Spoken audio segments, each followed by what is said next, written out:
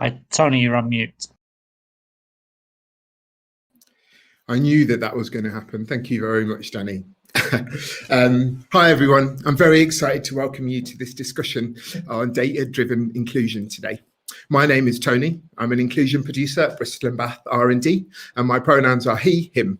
Today, I'm wearing a light blue shirt with a new, very short haircut. I've got quite a plain black wall, grey wall, behind me, and there's a little streak of sunshine just bouncing off it. We will be using slides today. They are very light on text, mostly just titles, and are mostly just placeholders for us in our conversation. I'll be sure to read out anything that's written on them. I'm joined by two British Sign Language interpreters, David Wolfenden and Sarah Anker. David's pronouns are he, him. He's a white middle-aged man wearing an open collared shirt, and he is set in front of a blue background. I'm also joined, Sarah Anker's pronouns are she, her. She's a white woman in her early 40s and is wearing a black top. Her hair is short and red, and she's sitting in front of a green screen. Today's discussion is going to be a bit of a whistle-stop tour of how inclusion work and strategy building, and particularly data-driven inclusion, have grown and evolved on this programme and within Watershed. My personal practice has been so enriched by the wonderful Jaslyn Pinckney and Layla Baron. I'm so excited to be sharing a screen with them today. You are in for a treat. Jaslyn and Layla, can I ask you to introduce yourselves, please? Hi all, my name is Jaslyn Pinckney, and I am an inclusion producer also for Watershed, working on a sister project called the Southwest Creative Technology Network. I'm a dual heritage woman. I've got messy brown afro hair in a ponytail. I've got round golden glasses and some big gold hoops on today. Hi everyone, I'm Layla Baron. I'm head of data and operations at Watershed. My pronouns are they, them. I'm a white person in their early 40s with short blonde hair, and today I'm wearing a green shirt, and I've got a picture of a swimming pool in my background. Thanks all. We will try our bestest today to take some comments or questions or thoughts. It's not a very long session. If we don't get to them, we'll put up our email addresses at the end, and we're more than welcome a chat and a cup of tea, and we can talk inclusion. So without further ado, what is state of play? I've been in this role since autumn of last year, and I was brought in with a remit to grow our inclusive practice and our audience in turn. I come from a citizen research background and felt that the natural way to approach this was to set out a series of research questions around it. Refreshingly, there aren't numbers-based quotas or KPIs or anything like that for Bristol and Bath R&D on inclusion, which is a great thing. It means that we can create a sandbox, sort of a space where we can try out some new approaches, see what works. We can put the brakes on bits and try to understand where we are and where it is that we're going and where we actually want to go. I set out to understand a little bit about who we are now in order to understand who we want to be. The idea being, if we want to grow our audience, then we need to grow our offer to meet that audience. The big question, though, is who that audience is and what they need from us. So not any massive questions at all, just your simple run-of-the-mill inclusion questions.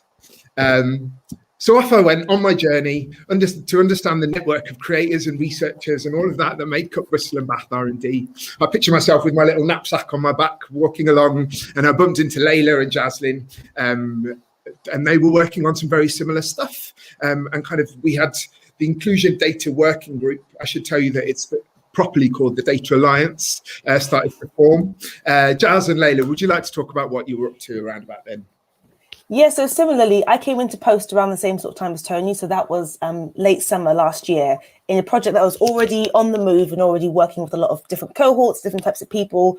And there was this kind of interest about, okay, how do we be more inclusive? How do we reach out to different groups? How do we do all that kind of stuff that inclusion work should do and does brilliantly? And I had the same thinking as Tony, which is like, okay, we need to see who we are so that we can see who's missing, and then we can work more intentionally on like adjusting that gap. So at the same time as Tony doing this work around state of play for the Bristol Bath R&D, I was doing very similar work in the Southwest Creative Technology Network, shorthand SWCTN, that project, on a dashboard around marking our demographics. And we were using data that was, we were using surveys that were already in existence. So when I started getting out this piece of paper, I was thinking, oh, that's interesting. I might tweak some of the language, or I might think about changing it so much, but actually it's going to be a pretty simple process. A survey will have the data, it will help us.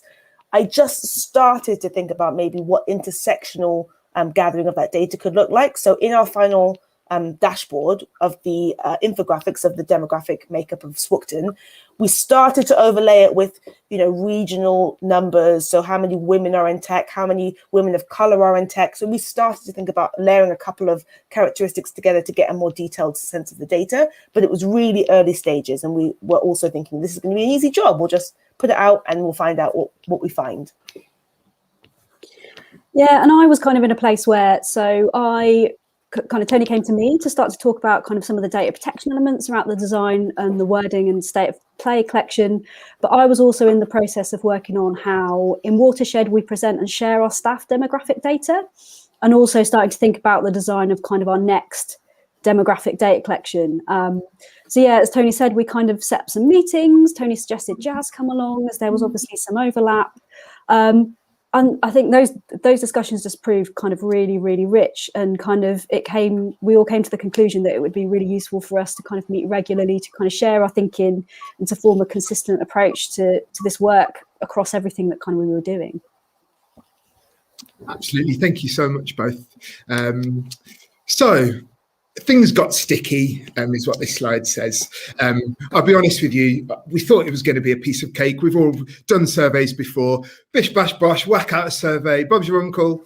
We would have got the data set, developed a strategy off the back of it, and then delivered on that. But as ever, once we got into things and once we started having a conversation, things weren't quite that easy. Layla, I'll hand over to you to expand on that a bit. Yeah, so I mean, we were all kind of starting from this place of we're all used to kind of using these kind of standard demographic questions, and they're the questions that kind of are widely used by government in a census. They're widely used by funders, but something kind of we all kind of wanted to do was sense check the language. Kind of obviously Jazz has referred to that in terms of the Swookton kind of data as well. We kind of just wanted to ensure that the language was inclusive as possible, but both not only in the questions themselves, but also kind of in the options we were giving as answers. And as Tony said, we thought that was going to be pretty straightforward. But as we kind of started to question the language, it opened up a whole heap of other questions around kind of the overall design of the data collection. So kind of things like, okay, so what actual insight are we going to be getting by asking the questions in this way with this set of answers? And if we stick to the government standard way of asking these questions, it means we are able to compare it against kind of other external data sets like ONS data or census data. But how does that align with what we're trying to do, with what we're trying to achieve with the research? How important is that? And can we design these questions to give us the scope to compare against external data sets and have a focus on inclusivity within the design and potentially gain some more kind of granular detail which would align with the research better? Also, if we're expanding kind of the answer options to be as inclusive as possible, and in that kind of giving the options of self-defined being one of those options, how does that then feel if we're then aggregating the data to compare against these external data sets that might have aggregated their data already into kind of these collective groups such as Black, Asian and minority ethnic or BAME? So there were many other questions as well. So it kind of felt like peeling an onion. And every time we thought we got to an endpoint, we'd ask another question, which would kind of open up an entirely different direction. So part of what we wanted to do was look at what was out there in terms of best practice. Yeah, I mean, that's so true. And I think one thing that really helped us and has been quite a unifying factor of this working group was that we all had a very real experience of the disservice that some of the surveys they hold to answer. So, for example, I've always struggled with answering questions around ethnicity or gender or sexuality. All these things felt, one, really difficult to kind of put down in 4 boxes, 4 options. And, what does BAME mean? All of these kinds of groupings and things. We're actually in a point in time right now where we're breaking down, we're dismantling some of those shorthands, and we're allowing those communities to sort of redefine what those categories, those characteristics, what are we defining? Why are they being called these shorthands? And when there's actually such a deeper, deeper identities to those. So we brought some of that lived experience of how it feels to like not feel represented in this survey as motivation to making sure that we not only made options that really served us as the full people that we are, but also understanding that we don't know a lot about other people's characteristics. So we needed to apply that same care, that duty of care to the questions that weren't just connected to our personal identities. At the same time that we're kind of doing this work, other organizations are doing this deep work too. So we were really inspired by Ink Art's hashtag BAME Over statement, where they worked with, I think it was about 1,000 or so communities to sort of dismantle the shorthand of BAME. What do we use instead of BAME, and why are we using these shorthands in the first place? So that document was really, really influential when we started to think about how are we asking these questions, and why are we asking those questions, and what options can people click? Can they self-define? We were also really inspired and took a great lead from other organizations such as Stonewall, who work with the LGBTQIA plus community, with Scope, who work with disabled communities. We really lent heavily on these organizations who work directly with communities that have historically been underlooked in being able to name their own identities. And we look to those guys to help us think about the language that we would be using in these surveys. Yeah, absolutely. Thank you, Jazlyn. And kind of, it was great to do all of that kind of reading and see what those organizations are doing, and then bring that back to what we were doing. And all of a sudden came across a really big tension in our work. And that was the space between being kind of specific and offering specificity around individual identities, but then also creating a space where we're protecting people and protecting people's anonymity specifically within that, and kind of the need to have granular data sets in order to properly understand the people that we're talking about, but then also that what the relationship is with the person offering that, what is the transaction that's taking place there, how held does that person feel, and kind of, yeah, so every time we came up with one answer to one thing, there was 15 more questions that popped up around something else. Layla. Yeah, and kind of as Tony said, I think the challenge comes when you're trying to be granular. The challenge kind of grows exponentially the smaller the data set. So we were talking about relatively small data sets here, and I think kind of, as Tony has said, there was that tension between kind of like trying to get the insight, but also maintaining anonymity and maintaining kind of trust with the people who were giving their data over to us. And that's been kind of a core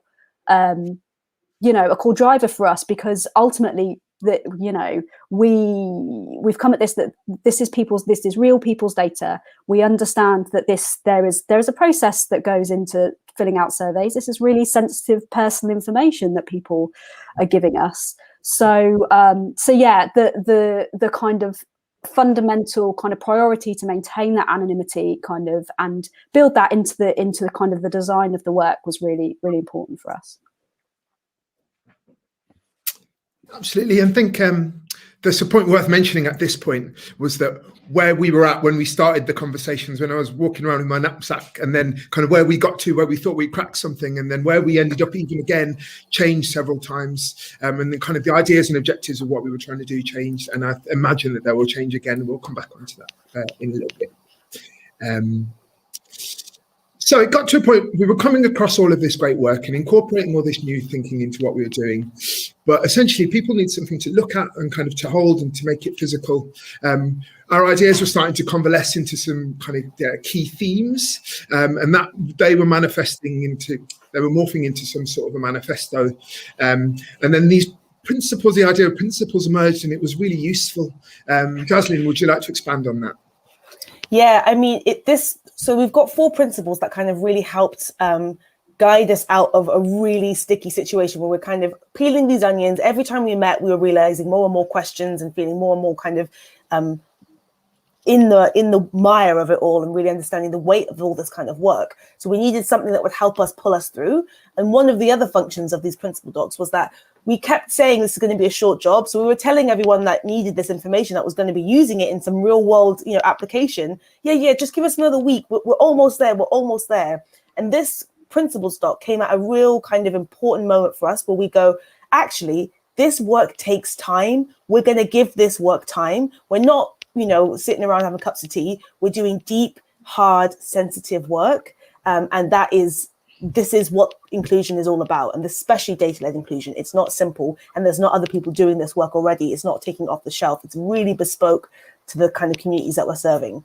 So we came up with this principles document, which is about 4 key principles. So the first one is benchmarks aren't enough.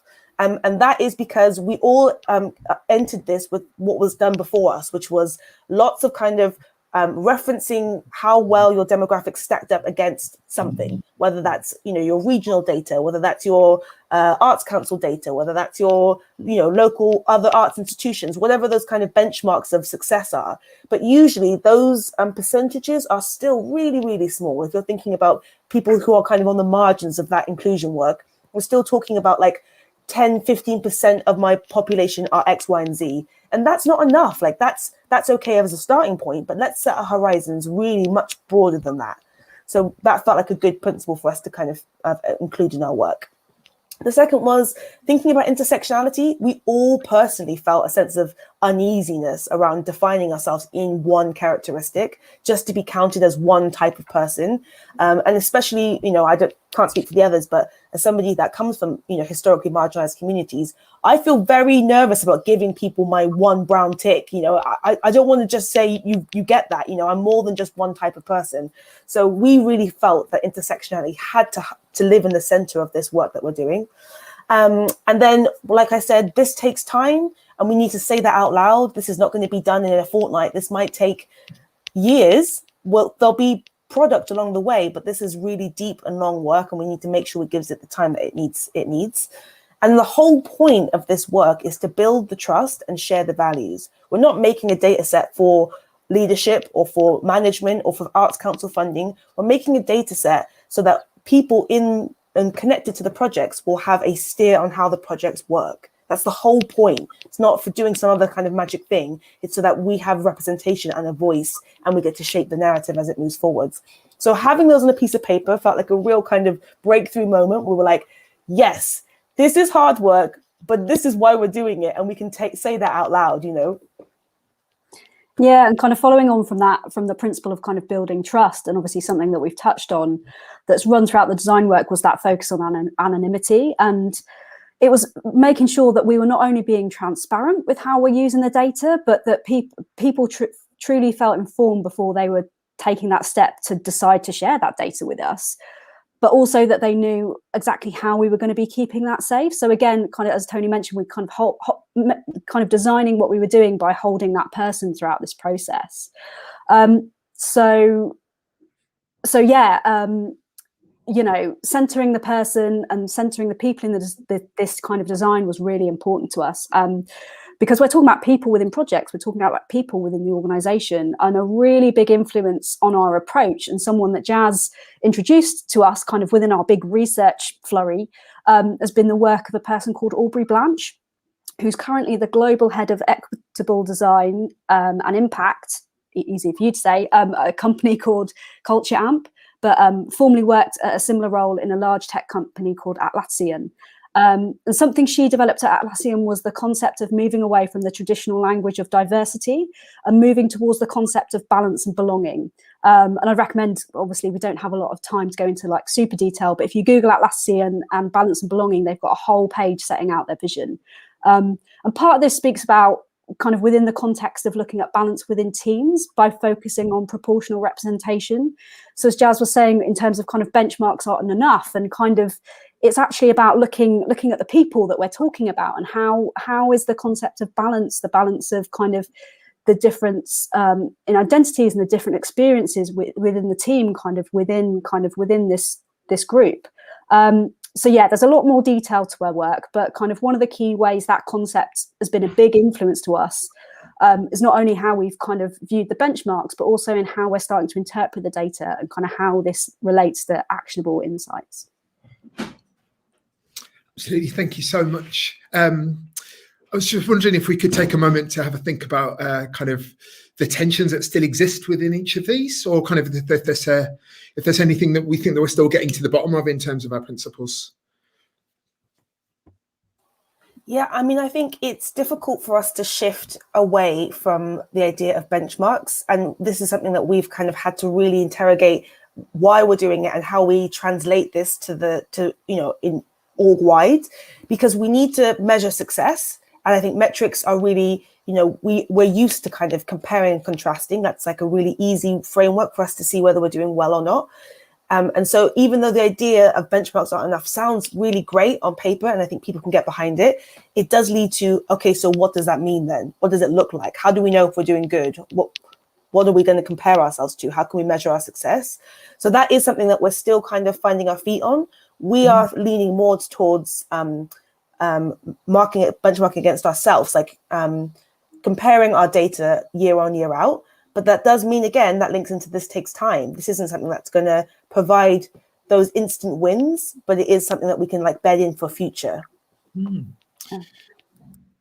Absolutely. I think there's a really interesting one around the idea of building trust and sharing value, because it's not just with the person. It's not just with the person filling out your survey. In fact, it goes the other way. It goes in all kind of directions as well. We found ourselves in a really interesting space of doing a lot of quite deep thinking and kind of really deep thought, but then also at the end of the day it is physically just a survey, and so it's kind of helping people to understand why the deep thought has happened and why it's slowed down, and kind of why it can't just be pushed out as it is and then collect the data set and do the thing, because there's a whole bunch of other thinking. So building trust is a really important one, kind of both ways, back to your organization and then to the people that might be filling out your form as well. Layla, any thoughts?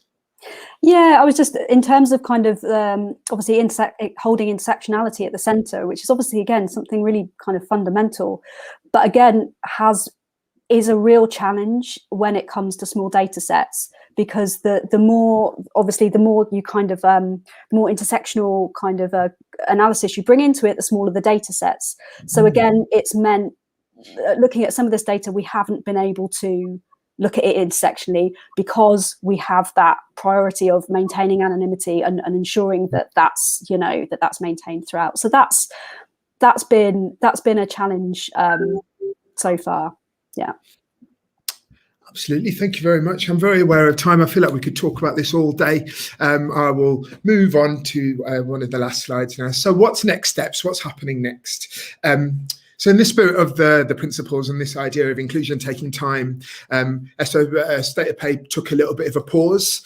We created a bit of headspace and capacity in the team so that we could work through the data together. One of the kind of another underlying principle, I suppose, is co-creation, and this idea of kind of getting all your stakeholders together to build decisions around data sets.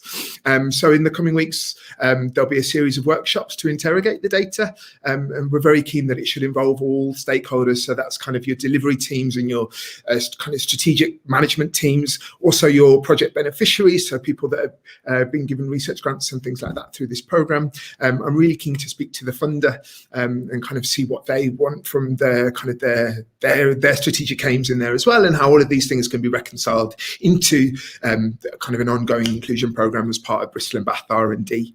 I'm really interested within these spaces to ask those questions of actually, well, what does balance look like here, and who are we trying to be inclusive of? What do those people need from us, and what resources do we actually have to share? What do we have the capacity in the space and the expertise to share with people?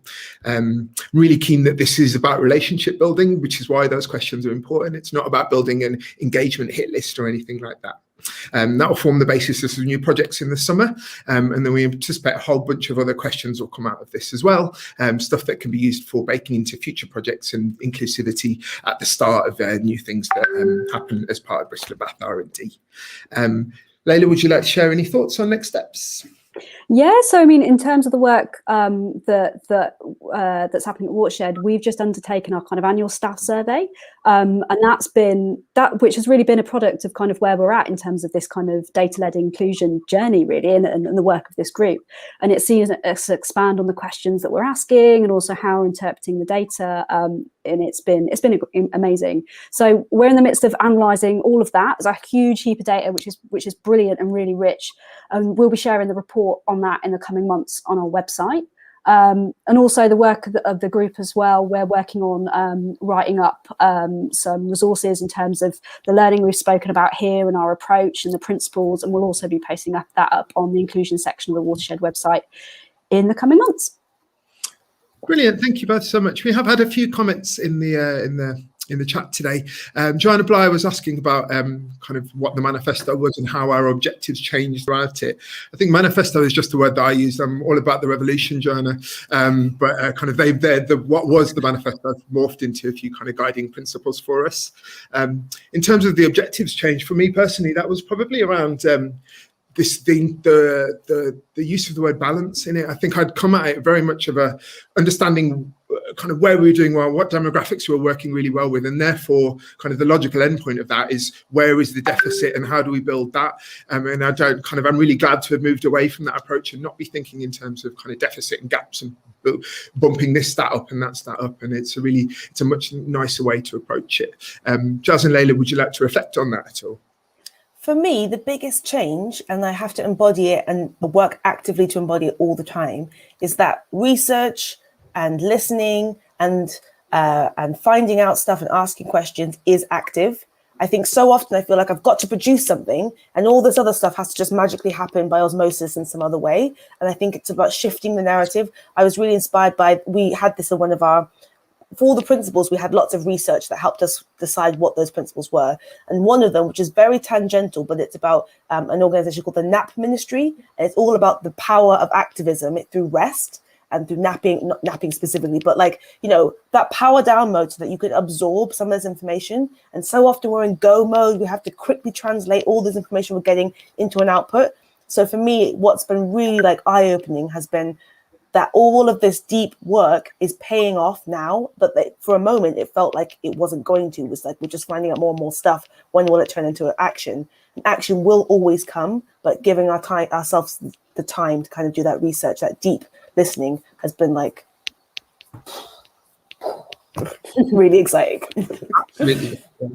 Layla, any closing thoughts? Yeah, I think for me, I mean, I think the journey that we've been on, and especially kind of, I guess, us working together as the three people that we are, bringing our own kind of professional expertises and experiences and our lived experiences together has just been incredibly fruitful. And I think in terms of kind of just where, you know, what my understanding and what my approach would have been to our staff survey, however many months ago it was now, like 8 months ago, has changed just exponentially since then. And in terms of kind of, in terms of our thinking, but in terms of obviously the kind of the research we've undertaken as well. So yeah. Thank you so much, both of you. That was perfectly to time, didn't we do well? We had another couple of lovely comments. Tanuja was mentioned how much she enjoyed the principles. Fabio Thomas also mentioned as well enjoying the principles. So I'm really glad that they're resonating with people. Camila asked some questions about sharing links to the work. I think I might have been able to share some of that stuff. We will be hosting a whole bunch of sharings in the coming weeks. Do look out for them. And also here are our email addresses. We are really up for a chat about all things inclusion, cup of tea and a biscuit. Let's do it. Get in touch. Thank you very much for joining us today. Have a great afternoon.